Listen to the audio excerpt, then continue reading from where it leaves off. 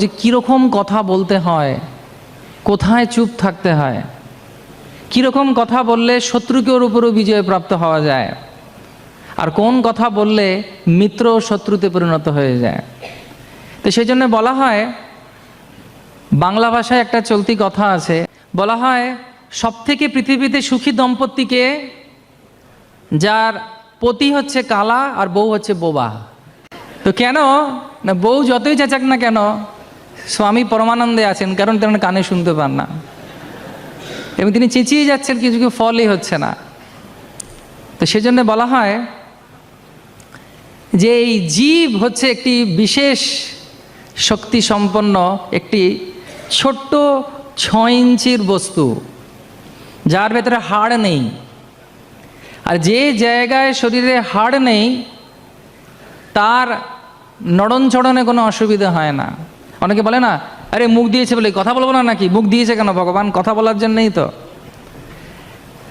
তো কোনোদিন কেউ শুনবে না যে জীব অনেক কথা বলেছে কিন্তু জীবকে কেউ ম্যাসাজ করছে, জীবটা বার করে। কেউ জীবকে ম্যাসাজ করে? কারণ জীবে ব্যথা হয় না। তো সেই জন্য মানুষ যত ইচ্ছে জীবে কথা বলে। তো একবার দাঁত আর জীবের মধ্যে ঝগড়া লাগে। কার কার মধ্যে ঝগড়া লাগে? তো দাঁত কটা আছে মানুষের, প্রাপ্তবয়স্কদের? কটা? 32টা। তো 32টা দাঁত একদিন জীবকে বলছে, বেশি কথা বলবি না, আমরা 32 জন মিলে তোকে চিবিয়ে চিবিয়ে খেয়ে ফেলবো, কেটে কেটে টুকরো করে দেবো। এবারে ঝগড়া করছে। কারা করছে? দাঁত। এই 32 জন দাঁত, আর জীব হচ্ছে একটা।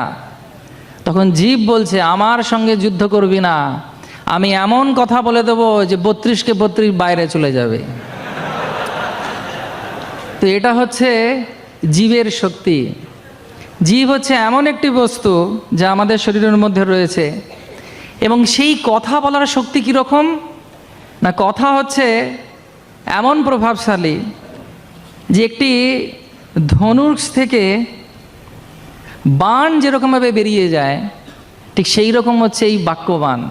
একবার যদি এই মুখ থেকে কোনো কথা বেরোয়, সেটাকে ঢাকার জন্য, যদি ভুল কথা বেরোয়, সেটিকে ঢাকার জন্যে সারা জীবন চেষ্টা করে গেলেও মানুষ কিন্তু মনে রেখে দেয়, না তুমি কিন্তু একবার এই কথা বলেছিলে, না আমি ভুলিনি, তুমি কিন্তু সেদিন এই কথা বলেছিলে, দাদা কথা হবে না, এই কথা কিন্তু তুমি বলেছিলে, আমি কিন্তু এখনো পর্যন্ত এটা মনে রেখে দিয়েছি, না আসলে তা না, তুমি কিন্তু একদিন এই কথা বলেছিলে।